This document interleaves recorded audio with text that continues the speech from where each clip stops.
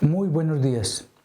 Hoy es la fiesta de San Bartolomé, un misionero agustino de México, quien nació el 4 de septiembre del año 1580.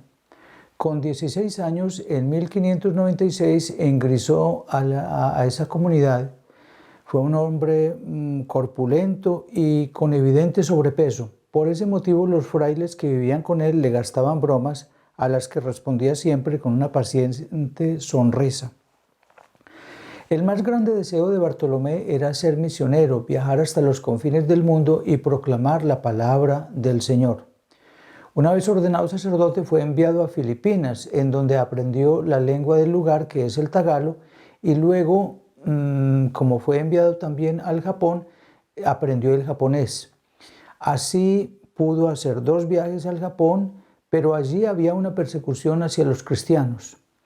Él fue definitivamente enviado al Japón en medio de ese ambiente difícil y por más de 12 años enfrentó los peligros de la persecución. Vivió entre los campos de cultivo y el bosque, pasó hambre, miseria y soportó las inclemencias del clima. En 1629 fue tomado prisionero en Omura y 2 años más tarde, en 1631, trasladado con sus compañeros a Nagasaki, donde permaneció en cautiverio 3 años más, hasta que finalmente se le condenó a muerte. Fue quemado vivo el 3 de septiembre de 1632 junto con otros misioneros. Su cuerpo quedó reducido a cenizas, las que fueron recogidas y arrojadas al mar. El beato Bartolomé Gutiérrez formó parte del grupo de 205 mártires del Japón, encabezados por el también beato Alfonso Navarrete. Ellos fueron elevados a los altares, o sea, declarados santos, el 7 de julio de 1867 por el Papa Pío IX. Hoy, como pilgrim, si leemos y escuchamos la palabra de Dios diariamente, todos los días Dios pasa y lanza una semilla de bendición en el terreno de nuestra vida.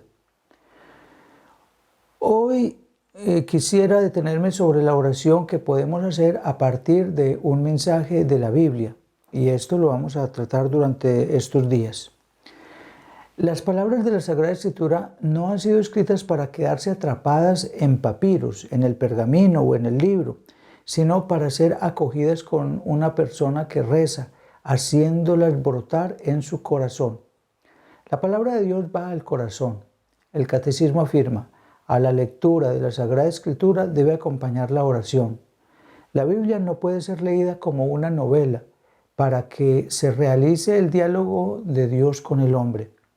Así te lleva la oración, porque es un diálogo con Dios. Ese versículo de la Biblia ha sido escrito también para mí, para ti, hace siglos, para traernos una palabra de Dios. Ha sido escrito para cada uno de nosotros. A todos los creyentes les sucede esta experiencia. Un pasaje de la Escritura, escuchado ya muchas veces, un día de repente me habla e ilumina una situación que estoy viviendo. Pero es necesario que yo ese día esté ahí en la cita con esa palabra, que esté ahí escuchando la palabra. Todos los días Dios pasa y lanza una semilla en el terreno de nuestra vida. No sabemos si hoy encontrará suelo árido o zarzas o tierra buena que hará crecer esa semilla. Depende de nosotros, de nuestra oración, del corazón abierto con el que nos acercamos a las Santas Escrituras para que se conviertan para nosotros en palabra viviente de Dios. Dios pasa continuamente a través de la Sagrada Escritura. Y podemos retomar lo que decía San Agustín: tengo temor que el Señor cuando pasa. ¿Por qué temor? Que yo no lo escuche, que no me dé cuenta de que el Señor pasa. Diariamente pidamos la gracia del Espíritu Santo para saber descubrir la presencia de Dios en nuestra vida y para poner en práctica su palabra en lo cotidiano de ella. Que la gracia que acompañó a San Bartolomé nos cubra a nosotros también y así seamos sus testigos fieles viviendo la palabra de Dios, que es palabra de vida. Y que Dios los bendiga en el nombre del Padre, y del Hijo, y del Espíritu Santo. Amén. Feliz día para todos ustedes.